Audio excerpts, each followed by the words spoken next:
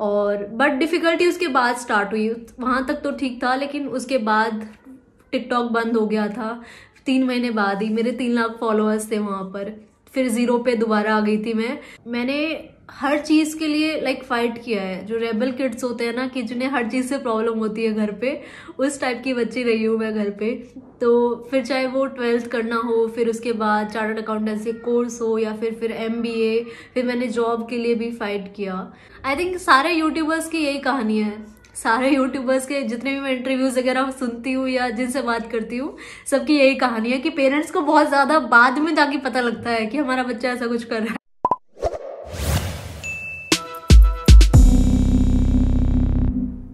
So hello friends, आज हमारे channel पे है नेहा नागर मैम, जो कि एक यूट्यूबर हैं, इंस्टाग्रामर हैं। इंस्टाग्राम पे मैम के 8 लाख फॉलोअर्स से ज़्यादा हैं, यूट्यूब पे 3 लाख से ज़्यादा हैं, और taxationhelp.in की मैम फाउंडर हैं। तो आज इस वीडियो में हम सब जानेंगे मैम के बारे में। और इंस्टाग्राम पे आपने इनकी रील्स तो देखी होंगी, काफ़ी वायरल है मैम, मतलब बहुत सारे, मैंने तो बहुत बार देखी है और बहुत टाइम से फॉलो भी कर रहा हूँ।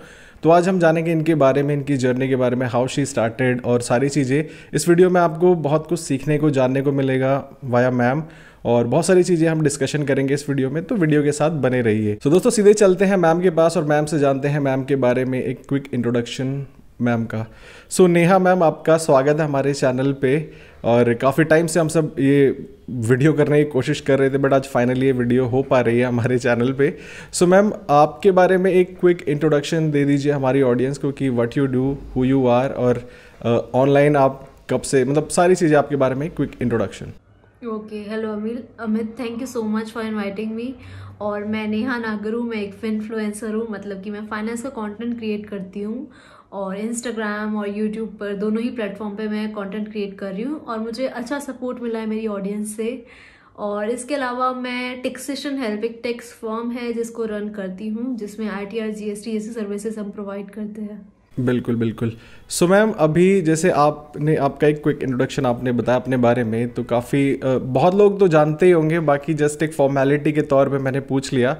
बाकी फिर भी मैम, जैसे आपने अपनी जर्नी स्टार्ट की, तो how you started your online journey? मतलब आप कुछ और चीज़ भी कर सकती थी, आप जॉब कर सकती थी, आप इवन लाइक आजकल तो जो फीमेल्स होती हैं मोस्टली उनको लगता है कि जॉब ईजी है, मतलब जॉब ही करना चाहिए। But how you started as an entrepreneur? Online journey आपकी कैसे स्टार्ट हुई? जॉब मैंने भी स्टार्ट की थी अपने MBA के बाद। मेरी प्लेसमेंट हुई थी IIFL सिक्योरिटीज़ में, जो वेल्थ मैनेजमेंट में थी। तो उसके बाद वहाँ पर मैंने 1-1.5 साल काम करने के बाद मुझे रियलाइज़ हुआ कि मुझे खुद का भी कुछ करना चाहिए, क्योंकि वहाँ पर जितने भी क्लाइंट्स से मैं मिलती थी, जो वेल्दी क्लाइंट्स थे, तो उनका खुद का कुछ ना कुछ बिजनेस हुआ करता था। तो मुझे ये क्लिक करने लगा माइंड में कि खुद का बिजनेस ही है जो तुम्हें इंडिपेंडेंट बना सकता है। So that's how I started taxation help, क्योंकि मैंने थोड़ी सी प्रिपरेशन की थी चार्टर्ड अकाउंटेंसी कोर्स की, तो वहाँ पर मैंने अपने 3-4 साल दिए थे। CA के अंडर काम भी किया था 3 साल, तो वहाँ से मुझे टैक्सेशन हेल्प का थोड़ा बेसिक और नॉलेज था। तो मैंने कहा जिसमें नॉलेज है और जिसमें थोड़ा सा एक्सपीरियंस है वही शुरू करते हैं। तो इस तरीके से मैंने अपनी टैक्स फर्म स्टार्ट की 2019 में। और फिर कुछ महीने बाद ही फिर 2020 में जो लॉकडाउन लग गया था, तो फिर वो प्रॉब्लम होने लगी टैक्स फर्म को रन करने में। क्लाइंट्स, क्योंकि एकदम नया था मेरा बिजनेस, तो क्लाइंट्स एक्वायर करने में डिफिकल्टी तो हो ही रही थी, बट लॉकडाउन की वजह से और ज़्यादा डिफिकल्टी होने लगी। सो जब हम फ्री बैठे थे तो स्क्रोलिंग करने लगे इंटरनेट पे, तो मैंने देखा कि बहुत ही कम कंटेंट है टैक्स के अराउंड में, फाइनेंस के अराउंड में। तो दैट्स हाउ आई स्टार्टेड कि चलो हमारे जो टैक्स फर्म है उसका प्रमोशन भी हो जाएगा, और साथ में क्योंकि कंटेंट है ही नहीं एक्चुअली इंटरनेट पर, बहुत कम कंटेंट था फाइनेंस के बारे में, टैक्सेशन के बारे में। तो मैंने कहा चलो इसको एजुकेट करते हैं, और साथ में बेनिफिट तो हो गई, अपना ब्रांड प्रमोशन तो हो गई। सो दैट्स हाउ मेरी ऑनलाइन जर्नी स्टार्ट हुई थी। और उस वक्त टिकटॉक बहुत ज़्यादा वायरल था, तो वहाँ पर मैंने शॉर्ट वीडियोज़ बनाई थी। और उस वक्त MSME का कुछ पैकेज वगैरह आया था, तो उसकी क्लैरिटी नहीं थी लोगों को। तो 1-2 वीडियो मैंने ITR के ऊपर बनाई, 1-2 वो MSME पैकेज के ऊपर बनाई, आत्मनिर्भर भारत पैकेज। एंड उसमें से कुछ वीडियोस वायरल होने लगी स्टार्ट में ही, मतलब इंस्टेंटली, लाइक मैं आई ऑनलाइन और वायरल होने लगी। तो अच्छा रिस्पॉन्स मिला मुझे Day 1 से ही अपनी ऑडियंस से। और बट डिफ़िकल्टी उसके बाद स्टार्ट हुई। वहाँ तक तो ठीक था, लेकिन उसके बाद टिकटॉक बंद हो गया था। 3 महीने बाद ही मेरे 3 लाख फॉलोअर्स थे वहाँ पर। फिर ज़ीरो पे दोबारा आ गई थी मैं। तो वो जीरो से जब दोबारा स्टार्ट करना था ना, तो वो 1 महीना जो मैंने जून जुलाई के बीच का जो 1 महीना था वो थोड़ा डिफिकल्ट गया कि रीस्टार्ट कैसे करे। बट मैंने 1 हफ्ते का टाइम दिया खुद को, एंड देन यूट्यूब और इंस्टाग्राम दोनों स्टार्ट कर दिया। और अब इंस्टाग्राम पर 8 लाख फॉलोअर्स है और यूट्यूब पे 3 लाख। बिल्कुल मैम, काफ़ी अच्छी जर्नी रही आपकी। जैसे टिकटॉक पे तो मैंने भी काफ़ी एक्टिव था बहुत पहले, मेरे भी 1 लाख फॉलोवर टच हो गए थे। बाद में फिर जब वो बैन हुआ तो दुख तो बहुत लोगों को हुआ, क्योंकि हमने इतना सारा कंटेंट बनाया। एटलीस्ट हमको ना एक थोड़ी सी अपॉर्चुनिटी देनी चाहिए थी कि जिन लोगों का कंटेंट जिन्होंने सेव करके रखा, मतलब वो तो यूज़ कर सकते हैं, मतलब उन्होंने किया भी, बट बहुत लोगों का कंटेंट ऐसे ही चला गया, मतलब तो बहुत ज़्यादा दुख हुआ उस टाइम पे। बाकी मैम ये तो है कि आपकी वीडियोस मैंने देखी है और बहुत जगह देखी है, मतलब आपके ही पेज पे नहीं, आपके मतलब मैंने 10-15 ऐसे पेजेस पे देखी जिसपे काफ़ी मतलब मिलियंस में व्यूज़ हैं, मिलियंस में लाइक्स हैं। तो मैं सोचा यार मतलब आपकी ही वीडियो टैक्सेशन रिलेटेड या फिर टैक्स या फिर स्टॉक्स इन सब रिलेटेड मिलती थी, तो मैंने बोला यार चलो मैम के साथ वीडियो करेंगे, कभी अपॉर्चुनिटी मिली तो आज वो अपॉर्चुनिटी मिल रही है। तो मैं बस वही थोड़े इंसाइट्स जानना चाह रहा था आप सबसे, मैम आपसे। तो मैम अभी तो थोड़ा सा स्ट्रगल तो यही था, बाकी जैसे आप इस ऑनलाइन स्टार्ट कर रहे थे अपनी जर्नी, तो उसमें भी तो काफ़ी ज़्यादा स्ट्रगल होती है। पेरेंट्स अलाउ नहीं करते, पेरेंट्स बोलते हैं कि जॉब करो या फिर कुछ और करो, ये क्या तुम सब वीडियो बनाते रहते हो। तो ma'am how you deal with this, मतलब आपने इससे कैसे डील किया, पेरेंट्स और आपकी जो पर्सनल जो चीज़ें होती हैं उनसे? मैं थोड़ी कंजर्वेटिव फैमिली से आती हूँ और मैंने हर चीज़ के लिए फाइट किया है। जो रेबल किड्स होते हैं ना, कि जिन्हें हर चीज़ से प्रॉब्लम होती है घर पे, उस टाइप की बच्ची रही हूँ मैं घर पे। तो फिर चाहे वो 12th करना हो, फिर उसके बाद चार्टर्ड अकाउंटेंसी कोर्स हो, या फिर MBA, फिर मैंने जॉब के लिए भी फाइट किया। तो इतना इजीली सब कुछ नहीं मिला, तो आदत तो थी फाइट बैक करने की। तो ऐसे ही जब ऑनलाइन स्टार्ट किया तो मैंने घर पे नहीं बताया था कि मैं ऐसा कुछ ऑनलाइन भी स्टार्ट कर रही हूँ। तो मैं जॉब करती थी, पेरेंट्स को लगता था अच्छी खासी अब जॉब लग गई है और अब जॉब ही करेगी आगे। तो किसी को आइडिया नहीं था कि बिजनेस में मेरा ऐसा कुछ इंटरेस्ट है, क्योंकि अगर मैं बिजनेस बोलती भी तो अपनी घर में बिजनेसमैन की फैमिली है, मेरे जो फादर है वो बिजनेस करते हैं ट्रांसपोर्ट का। तो वो बहुत नेगेटिव है बिजनेस को लेके, उन्हें लगता है कि बहुत हेडेक होता है बिजनेस में, और तो वो चाहते हैं कि उनके जो बच्चे हैं वो एजुकेशन अगर कर रहे हैं तो फिर जॉब पकड़े अच्छी खासी और टेंशन फ्री लाइफ जिए। जबकि ऐसा नहीं है कि जॉब एकदम टेंशन फ्री होती है, जॉब में भी उतनी टेंशन होती है। तो उसके बाद तो मैंने बताया नहीं था अपने पेरेंट्स को कि मैंने ऐसा कुछ ऑनलाइन स्टार्ट किया, क्योंकि ऑनलाइन कैसे स्टार्ट किया, तो मैंने वेबसाइट बनाई थी। वेबसाइट बनाने के बाद गूगल मैप पे अपने आप को रैंक करवाया था, लिस्ट करवाया था। तो ऐसे बिल्कुल 100% ऑनलाइन वाला बिजनेस था मेरा स्टार्टिंग के कुछ महीने। तो मैंने कहा चलो देखते हैं कि कुछ कॉल्स वगैरह आती है कि नहीं, क्लाइंट्स आते हैं कि नहीं। बहुत छोटे लेवल से मैंने स्टार्ट किया था। तो एज सच मैंने और परमिशन नहीं ली थी कि मैं पहले बता दूं और फिर स्टार्ट करूं। मैंने चुपके से स्टार्ट किया, और जब मेरे को लगा कि हाँ थोड़ा बहुत क्लाइंटेल बनने लगा तो मैंने बताया। तो उनको लगा कि अभी जॉब कर रही है, जॉब चल ही रही है, और आगे हो सकता है इसको जॉब चेंज करनी है, या फिर हो सकता है ये 1-2 महीने में मतलब बिजनेस छोड़ दे, फिर से दोबारा जॉब कोई ले ले। तो उन्होंने इतना सीरियसली नहीं लिया। और हमारे यहाँ मतलब मेरे पेरेंट्स हमेशा बोलते थे कि गवर्नमेंट जॉब पकड़ो, गवर्नमेंट जॉब पकड़ो, क्योंकि गवर्नमेंट जॉब नहीं होगी तो फिर तुम्हें शादी के बाद कोई काम नहीं करने देगा। तो ये मेंटेलिटी हमेशा से डील किया मैंने घर पे कि गवर्नमेंट जॉब होगी तो तुम शादी के बाद काम कर पाओगी, अदरवाइज कोई भी प्राइवेट जॉब में हमारे यहाँ पर लड़कियों को अलाउ नहीं करेगा। तो उस सिचुएशन में अगर मैं उन्हें डायरेक्टली बोलती कि नहीं मैं सब कुछ छोड़ छाड़ के बिजनेस करना चाहती हूँ, तो उनके लिए एक्सेप्ट कर पाना बहुत डिफिकल्ट होता। इसीलिए मैंने चुपचाप ये छुपके से किया।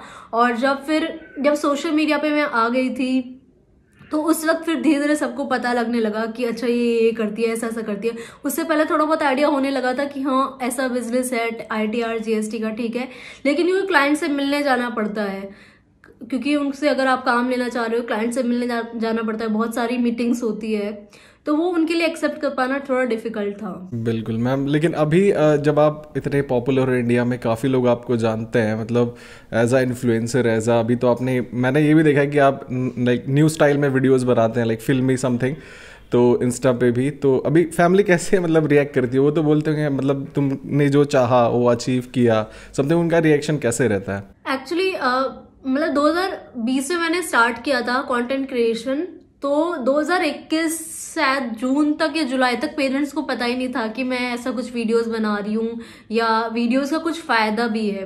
बस मेरी जो एकदम मतलब मेरी शादी हो गई थी, जब मेरी जॉब लगी थी उसके बाद तुरंत शादी कर दी थी घर वालों ने, क्योंकि थोड़ा फैमिली से इतना ज़्यादा सपोर्ट नहीं मिला इन सब चीज़ों के लिए। तो मेरे हस्बैंड को तो पता था कि हाँ मैं वीडियोस बना रही हूँ, तो वो सोचते थे कि ऐसे ही शौक के लिए कर रही है और क्या ही फायदा होगा। तो ऐसा स्टार्टिंग में सबका रिस्पॉन्स यही था। इवन मेरे जो ब्रदर सिस्टर है जो मेरी एज के है, उनको भी ऐसे लगता था कि एम ही कर रही है और क्या ही फायदा होगा इस चीज से।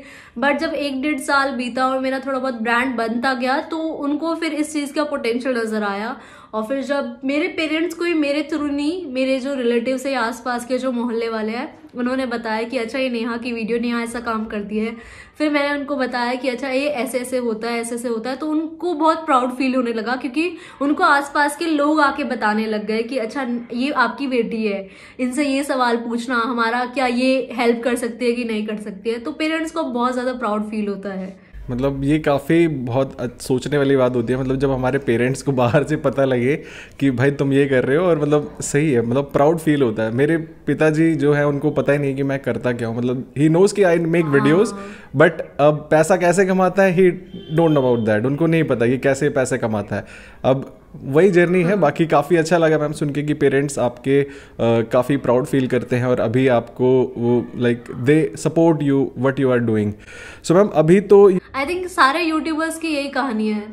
सारे यूट्यूबर्स के जितने भी मैं इंटरव्यूज वगैरह सुनती हूँ या जिनसे बात करती हूँ, सबकी यही कहानी है कि पेरेंट्स को बहुत ज्यादा बाद में जाके पता लगता है कि हमारा बच्चा ऐसा कुछ कर रहा है। क्योंकि कंटेंट क्रिएशन पहले नहीं था ना, इन्फ्लुएंसर कोई ऐसे कोई जानता ही नहीं था। लाइक ये 2019, 2020 और 21 में ही काफ़ी ज़्यादा पॉपुलर हुआ है कंटेंट क्रिएशन का गेम, और काफ़ी लोग बहुत मतलब बन गए हैं इससे।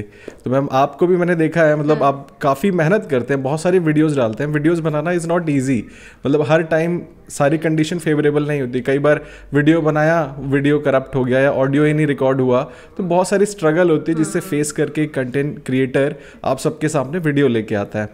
तो आप सबको वैल्यू भी करनी चाहिए, राइट। सो मैम अभी तो कुछ और लाइक थोड़ी सी और अचीवमेंट्स की अपन बात करेंगे, जैसे कि आप अभी कंटेंट बना रहे हैं, लाइक अभी हो गया आपको 2-3 साल 4 साल, तो मैम कुछ अचीवमेंट्स जो उसके पे हम थोड़ी सी बात कर लेते हैं। अचीवमेंट्स मेरे लिए मेरी ऑडियंस ही है जो मेरे को सपोर्ट करती है। सबसे ज़्यादा मेरे को वही बेस्ट लगता है, क्योंकि सबसे पहली जो मेरे को अवार्ड कभी मिला है तो यूट्यूब की तरफ से ही मिला है जो सिल्वर प्ले बटन मिलता है तो मेरे लिए जो भी है। तो मैम सून आपको जो गोल्ड प्ले बटन है वो भी मिल जाएगा। और बाकी बस और मैम अचीवमेंट्स तो क्या मैम, जो ऑडियंस है वो सबके लिए अचीवमेंट है। तो मैम थोड़ा सा बात करते हैं कि जैसे अभी कोई बंदा अगर they want to start something online और कुछ वो कंटेंट क्रिएशन में आना चाहते हैं, तो हाउ दे कैन स्टार्ट। मतलब ये तो बहुत सिंपल सी बात है, जैसे हम सब बोल दें कि भाई इंटरनेट पे आओ, रील्स हैं, रील्स बनाना स्टार्ट कर दो, बट आपके like what you will give like some tips so that they can start. Online business का आप पूछ रहे हो या फिर कंटेंट क्रिएशन का? मैम अभी कंटेंट क्रिएशन की बात करें और बिजनेस पे भी थोड़ी सी बात कर लेंगे, क्योंकि उसका भी आपका अच्छा एक्सपीरियंस है। कंटेंट क्रिएशन का तो मैं कहूँगी कि आप बिना कुछ सोचे समझे 30-40 वीडियोस बना डालो। हम क्या करते हैं, हमने 5-6 वीडियोस बनाई, वो नहीं चली और हम थोड़ा डिमोटिवेट हो जाते हैं और हम करना छोड़ देते हैं। तो अगर आप कंटेंट क्रिएशन की जर्नी स्टार्ट कर रहे हो तो आने वाले जो 30 दिन है उसमें 30 वीडियोस बनाओ और बिना सोचे समझे बनाओ। भले आप कैसे भी दिख रहे हो, आवाज कैसी भी आ रही है या कंटेंट की क्वालिटी कैसी भी है, आपको वीडियोस बनानी बहुत इंपॉर्टेंट है और कंसिस्टेंटली बनानी बहुत इंपॉर्टेंट है। तो सबसे पहला जो स्टेप है वो आपको कंसिस्टेंसी पर काम करना है। जैसे आप कंसिस्टेंट हो जाओगे अपने काम में, कंटेंट क्रिएशन में, उसके बाद आप क्वालिटी पर भी काम कर सकते हो, बाकी सारी चीजों पर भी काम कर सकते हो, खुद को एजुकेट करने पर, या बहुत सारे पार्ट होते हैं कंटेंट क्रिएशन के।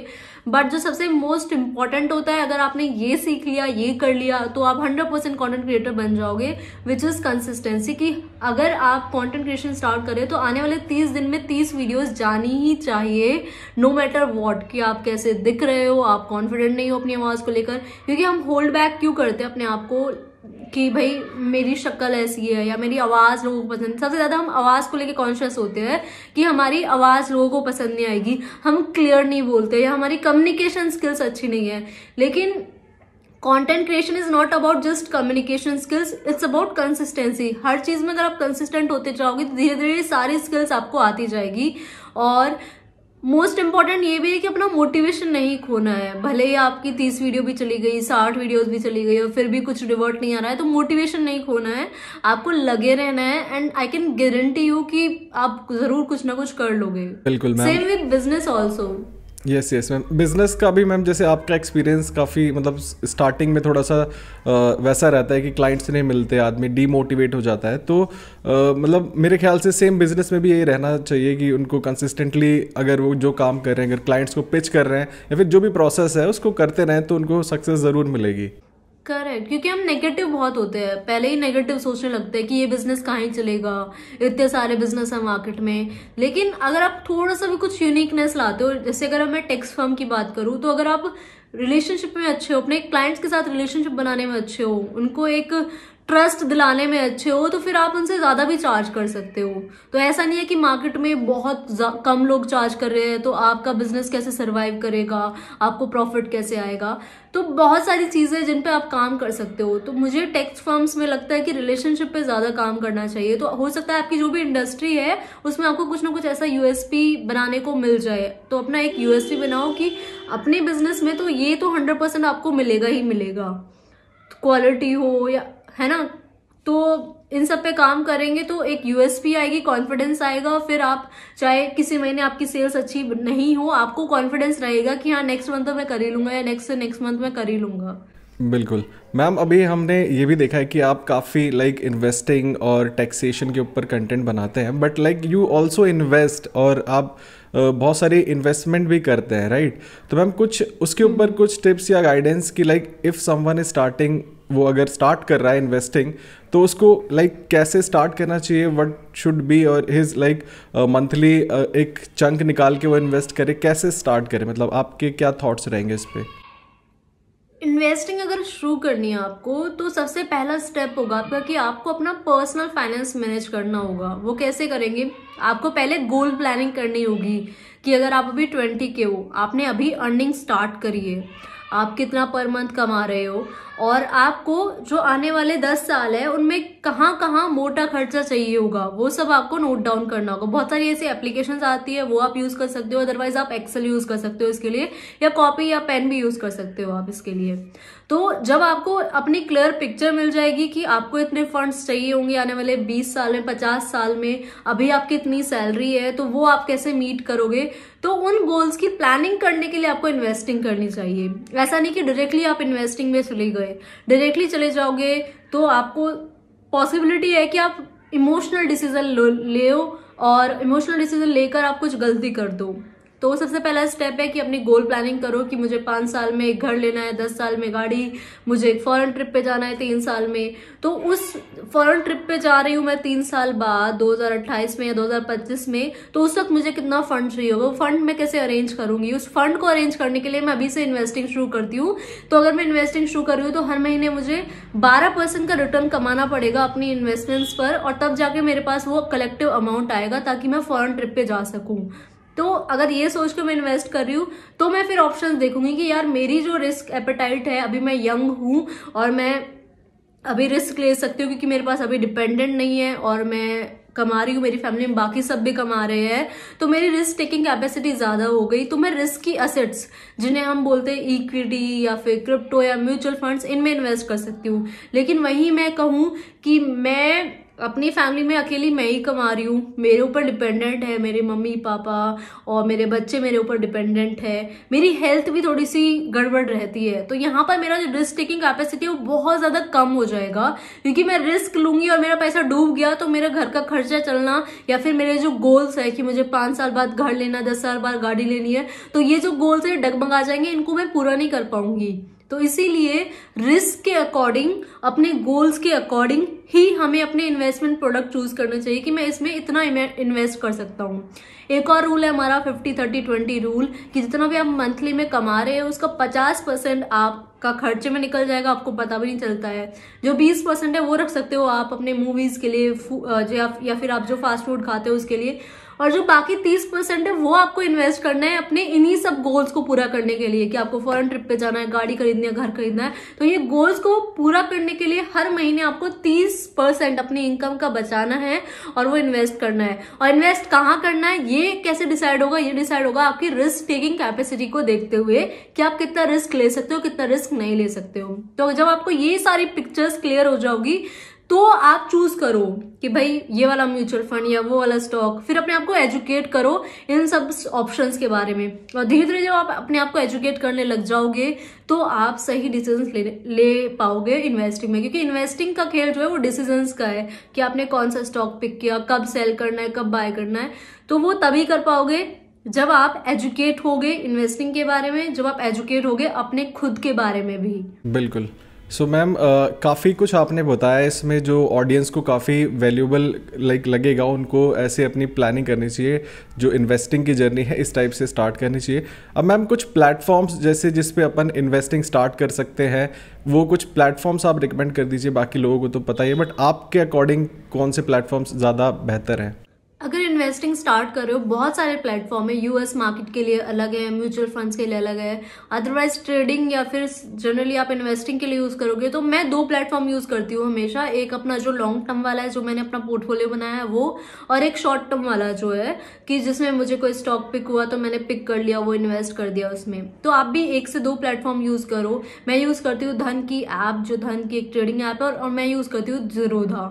तो ये हो गए स्टॉक्स के लिए। अदरवाइज इक्विटीज यूएस मार्केट्स के लिए मैं यूज करती हूँ एंडी मनी, और आई थिंक ये 2-3 एप्लीकेशंस अगर आप यूज करोगे तो इनफ है। अदरवाइज कुछ एप्लीकेशंस ऐसी भी आती है जो आपको गोल प्लानिंग में हेल्प करती है, आपको अपना एक्सपेंस मैनेज करने में हेल्प करती है, आप वो भी यूज कर सकते हो। लेकिन आप खुद रिव्यूज पढ़ के फिर यूज कीजिएगा इन सारी एप्लीकेशंस को। बिल्कुल। सो मैम ये तो काफ़ी अच्छा आपने बताया। सो नेहा मैम, अभी जैसे हमने देखा है कि काफ़ी ज़्यादा मतलब लोग क्रिप्टो की तरफ भी जा रहे हैं, उसके बाद NFTs भी अभी कुछ नई गेम आ गई है। तो मैंने आपकी रिसेंटली एक वीडियो देखी थी NFT के ऊपर, उसको देख के मुझे थोड़ा अच्छे से समझ में आया कि NFT होता क्या है और सारी चीज़ें। तो मैम आपके हिसाब से ये क्या है, क्या इसमें इन्वेस्ट करना चाहिए? और मतलब कुछ लोग बोलते हैं जैसे दिस इज़ हाईली वॉलेटाइल, तो इसमें क्यों जाना चाहिए, नहीं जाना चाहिए? क्योंकि इसका फ्यूचर मैं देख रहा हूँ सब जगह वही बातचीत हो रही है, उसी के बारे में ही सारी नई टेक्नोलॉजी आ रही है। ब्लॉकचेन है ना, उसके बाद मेटावर्स है। तो ये मैम आपके क्या थॉट्स रहेंगे, और कि लोगों को स्टार्ट करना चाहिए इन्वेस्टिंग उसमें या फिर क्या करना चाहिए? क्रिप्टो अलग मार्केट है, NFT अलग मार्केट है, तो इनको दोनों को अलग अलग तरीके से देखना चाहिए आपको। जब आपको क्रिप्टो समझ में आ जाए और आप कुछ टाइम ऑब्जर्व करने में लगा दो, लेट्स से 3 मंथ्स और 6 मंथ, तो आप इन्वेस्टिंग स्टार्ट कर दो। क्योंकि मैं अपनी बताऊं तो मैंने क्रिप्टो में तो इन्वेस्टमेंट 2020 के टाइम से स्टार्ट कर दी है, लेकिन NFT में मैंने जो इन्वेस्टमेंट की है वो इसी साल स्टार्ट की है। क्योंकि मैं पहले ऑब्जर्व कर रही थी कि क्या मार्केट है, अपने आप को एजुकेट कर रही थी। क्योंकि एजुकेट करना अपने आप को बहुत इंपॉर्टेंट है, और जब कोई नई मार्केट होती है तब, क्योंकि कोई भी नई मार्केट है तो उसको मैनिपुलेट करना भी बहुत ईजी है, और उसको क्योंकि वो होती रिस्क इतनी ज्यादा वॉलेटाइल है, राइट, कि एक टाइम पे ऑल टाइम हाई होगी, दूसरे टाइम पे एकदम हाफ हो जाएगी। 50% पोर्टफोलियो लोगों का माइनस में इस पॉइंट ऑफ टाइम पर, जब क्रिप्टो इतना डिप में चल रहा है। तो अगर आप बिल्कुल नए हो तो मैं तो कहूंगी पहले म्यूचुअल फंड, फिर स्टॉक्स, फिर धीरे धीरे क्रिप्टो की तरफ नजर घुमाओ, और जो टॉप 10 क्रिप्टो है या टॉप 15 क्रिप्टो है उन्हीं को पिक करो, उन्हीं के बारे में रिसर्च करो, उन्हीं को अपने पोर्टफोलियो में ऐड करो। एंड देन जब आपको थोड़ा और नॉलेज हो तो फिर जो बाकी क्रिप्टो है हमारी, वो आप ऐड कर सकते हो अपने पोर्टफोलियो में।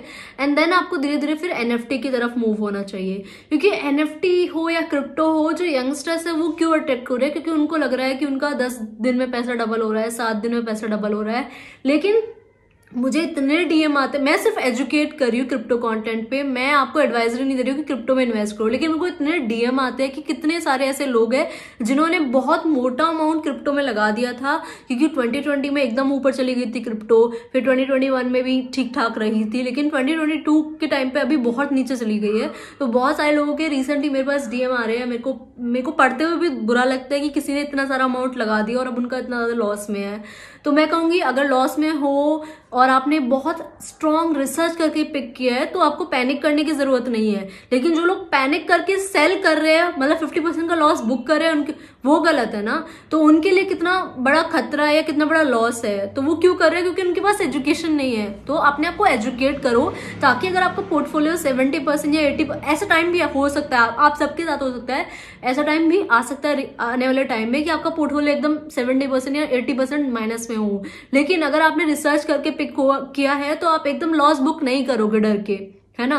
आप डिप बाय करोगे या फिर आप अच्छे प्रोजेक्ट्स को ऐड करोगे अपने पोर्टफोलियो में, क्योंकि वो आपको सस्ते में मिल रहे हैं। बट अगर आप बिना एजुकेट किए अपने आप को, सिर्फ आपने 2 इन्फ्लुएंसर्स की वीडियो देख ली, मेरी वीडियो देख ली और अपने पोर्टफोलियो में वो क्रिप्टो ऐड कर लिया, अच्छा खासा अमाउंट लगा दिया, और जब लॉस गया तो आपने वो बेच दिया, तो लॉस बुक आपने किया, आपको नुकसान हुआ है ना। और जितने भी इन्फ्लुएंसर्स हैं उनको ब्लेम करना गलत है, क्योंकि मैं जितने भी वीडियो देखती हूँ सब सिर्फ एजुकेट कर रहे हैं। कुछ ही लोग होंगे जो आपको बोलते होंगे कि इस क्रिप्टो में पैसे लगा दो, अदरवाइज जितने भी क्रिप्टो इन्फ्लुएंसर ज्यादातर आपको एजुकेट करने के लिए वीडियोस बना रहे हैं। क्योंकि आप अगर खुद से गूगल कर रहे हो तो आप गलत डिसीजन ले सकते हो। तो हम आपको एक वेल रिसर्च बना के दे रहे हैं एक वीडियो, देन आप 10 लोगों की और वीडियोज देखोगे तो आप डिसीजन लो, है ना। तो एजुकेट करना इंपॉर्टेंट है। ये जो मार्केट है क्रिप्टो की और एनएफटी की बहुत वॉलेटाइल है। वॉलेटाइल इसलिए ही है क्योंकि एकदम नई है और इसमें बहुत बड़ी वेल्स वगैरह है, बहुत बड़े बड़े प्लेयर्स है। तो वो कभी भी अपने पोर्टफोलियो में से कुछ बेचेंगे तो मार्केट नीचे चली जाएगी, ऐड करेंगे तो मार्केट ऊपर चली जाएगी। तो अभी खेल पूरा उन्हीं के हाथ में है। अब मैम क्रिप्टो के बारे में काफ़ी अच्छी नॉलेज दी आपने, काफ़ी कुछ लोगों को समझ में आया होगा जो लोग क्रिप्टो में फर्स्ट टाइम इन्वेस्टर्स हैं या फिर जो अभी भी संकोच में थे बट अभी वो इन्वेस्ट करना स्टार्ट कर रहे हैं। तो मैम कुछ ऐसे जो प्लेटफॉर्म्स जिस पे आप इन्वेस्ट करते हो सो दैट वो भी उस पे ट्रस्टेड प्लेटफॉर्म्स, आपके क्या रिकमेंडेशंस रहेंगे, मतलब इंडिया में भी और इंटरनेशनली? ओके, प्लेटफॉर्म्स बाइनेंस में यूज़ कर रही हूँ और मैं कई सारे प्लेटफॉर्म्स यूज़ करती हूँ। जो लॉन्ग टर्म है उसके लिए मैं एक अलग प्लेटफॉर्म यूज़ करती हूँ, शॉर्ट टर्म वाले उसके लिए अलग से प्लेटफॉर्म यूज़ करती हूँ। तो बाइनेंस है, कॉइन स्विच है, तो इनमें से कोई भी प्लेटफॉर्म आप यूज़ कर सकते हो। अदरवाइज बहुत सारे ऐसे प्लेटफॉर्म है जो डिसेंट्रलाइज्ड है, तो आप वो भी यूज़ कर सकते हो। बिल्कुल बिल्कुल, जैसे मैं भी यूज़ करता हूँ, मैं वज़ीर भी यूज़ करता हूँ, मैं कॉइन स्विच भी यूज़ करता हूँ, इवन मोस्टली जितने बाइनेंस मैं काफ़ी यूज़ करता हूँ। तो मैम ने भी रिकमेंड किया आप सबको, तो डेफिनेटली आप सब भी चेकआउट कर सकते हैं। लेकिन क्रिप्टो में या फिर जो भी जहाँ पे भी आप इन्वेस्ट कर रहे हैं तो वहाँ पे पहले उसकी रिसर्च करिए कि कौन से क्रिप्टोज या फिर कौन से स्टॉक्स में इन्वेस्ट करना है। डायरेक्ट जाके आप इन्वेस्ट नहीं कर सकते। सो नेहा मैम, हमारी ऑडियंस के लिए आपका लास्ट मैसेज क्या रहने वाला है सो that they can do something in their life और वो अपनी लाइफ में कुछ अचीव कर सकें, वो किसी भी मामले में हो, चाहे उनकी पर्सनल या फिर प्रोफेशनल फ्रंट पे, वो कैसे अपनी लाइफ में क्या करें so that they can achieve some success in their long term या फिर शॉर्ट टर्म? ओके, सबसे पहला इम्पोर्टेंट है कि हमें अपना जो कंसिस्टेंसी है वो नहीं छोड़ना है। फिर आप किसी भी एग्जाम की प्रिपरेशन कर रहे हो, कुछ भी कर रहे हो, और आपको डीमोटिवेट करने वाले बहुत सारे पॉइंट आएंगे, बहुत सारे लोग आएंगे, लेकिन आपको पता होना चाहिए कि आपको कहाँ जाना है। और फिर चाहे कितनी हर्डल्स आ जाए, आप लगे रहो कंसिस्टेंटली। एक चीज वर्क नहीं कर रही है तो दूसरी करेगी, दूसरी नहीं कर रही तीसरी करेगी। बट अगर आप लगे रहोगे तभी वो आप एंड रिजल्ट तक पहुंच जाओगे। अगर बीच में आपने साथ छोड़ दिया तो सब कुछ वेस्ट हो जाएगा। तो सबसे पहला मैसेज मेरा ये है कि कंसिस्टेंसी बहुत इंपॉर्टेंट है, फिर चाहे आपका करियर हो, आपकी जॉब, बिजनेस या आपकी इन्वेस्टमेंट्स हो। और दूसरा मैं ये कहना चाहती हूँ कि आप इन्वेस्ट कर रहे हो, अगर किसी भी मार्केट में बिल्कुल नए हो तो पहले ऑब्जर्व करना 2-3 महीने, अपने आप को एजुकेट करना उसके बारे में, और 10 लोगों के वीडियोस देखने के बाद, 10 लोगों के ओपिनियंस सुनने के बाद ही इन्वेस्ट करना। क्योंकि जब आप डीएम करते हो या किसी को मैसेज करते हो, किसी एडवाइजर को, वो रिप्लाई नहीं करता है तो हो सकता है आपको लॉस हो जाए। आप मेरे पास बहुत सारे ऐसे डीएम आते हैं कि मैम ये वाला स्टॉक बेचे या सेल करे, तो हर कोई आपको रिप्लाई नहीं कर पाएगा, उनके पास नहीं है शायद इतना टाइम। तो आप खुद रिसर्च करो ताकि आप किसी पे डिपेंडेंट ना रहो, किसी भी एडवाइस के लिए या किसी भी ओपिनियन के लिए। तो खुद को इतना स्ट्रांग कर लो रिसर्च में या फिर एजुकेशन में कि आपकी इन्वेस्टमेंट आपके लिए हेडेक ना बन जाए, एक पीस हो। बिल्कुल। सो मैम, वीडियो एंड करने से पहले एक और चीज़ मेरे माइंड में बस आ रही है, मैं जल्दी से आपसे पूछ लेना चाहता हूँ कि मैम जैसे कई बार ना बहुत टाइम हम सब मोटिवेटेड नहीं रहते, हम डीमोटिवेशन में चले जाते हैं, हमको लगता है कि कुछ काम नहीं कर रहा है। तो how you deal with your demotivation phase? बहुत ज़्यादा होता है, और डीमोटिवेशन आई थिंक हर हफ्ते या हर डेली हम थोड़ा थोड़ा फील करते हैं अपने आप को, और हमको लगता है कि हम अब फाइट बैक कैसे करें। तो उसका मेरा जो शॉर्टकट है या मेरा जो उसका सोल्यूशन है, मैं यही करती हूँ कि मैं अपने आप को थोड़ा सा और टाइम देती हूँ अकेले में बैठने के लिए, ताकि मेरे अंदर जो थॉट्स आ रहे हैं मैं वो सब खुद सुन सकूं और खुद उनको रिप्लाई कर सकूं। क्योंकि आप 10 लोगों से कितनी एडवाइस ले लो, लेकिन जब तक आप खुद की नहीं सुनोगे, खुद को कंसोल नहीं करोगे, तब तक कोई भी बेनिफिट नहीं है। तो आप खुद से बात करो जितनी हो सके, सेल्फ टॉक जिसे हम कहते हैं, सेल्फ टॉक करो। और जितना ज्यादा आप सेल्फ टॉक करते जाओगे उतना ज्यादा ये डिमोटिवेशन वाले जो स्टेप्स है उनको आप ओवरकम कर पाओगे। बिल्कुल बिल्कुल। तो मैम काफ़ी अच्छा आपने बताया और आई होप इस वीडियो से काफ़ी लोगों को कुछ सीखने को मिला होगा, बहुत कुछ जानने को मिला होगा। तो गाइज वीडियो अगर आपको अच्छी लगी हो तो आप वीडियो को लाइक ज़रूर करिए और कमेंट में अपने ओपिनियन बता सकते हैं कि वीडियो कैसी लगी। इन फ्यूचर किस टाइप की वीडियोस आपको देखना पसंद है। जो लोग नए मेहमान हैं, पहली बार चैनल पे हैं, तो आप सब चैनल को सब्सक्राइब कर लीजिए। नीचे जो रेड कलर का बटन है उस पर क्लिक करके उससे, और आप मैडम का इंस्टाग्राम भी है मैम का, नेहा मैम का, उसको भी चेकआउट कर सकते हैं। यूट्यूब चैनल भी है, उसको भी जाके आप चेकआउट कर लीजिए। और taxationhelp.in मैम की साइट है जो मैम आप उसको भी चेकआउट कर सकते हैं। और कोई भी अगर क्वेरीज है like taxation related, you can get in touch with ma'am. So thank you ma'am, आपका इतना वैल्यूएबल टाइम हमारी ऑडियंस को देने के लिए। बाकी फ्यूचर में अपॉर्चुनिटी मिलेगी तो डेफिनेटली हम और वीडियोस भी करेंगे। चलिए फ्रेंड्स, मिलते हैं आपसे अपनी फ्यूचर वीडियोस में। तब तक आप यूं ही हंसते रहिए, मुस्कुराते रहिए, दिल्ली रहिए, गाजियाबाद रहिए, आबाद रहिए, जिंदाबाद रहिए। Take care, good bye.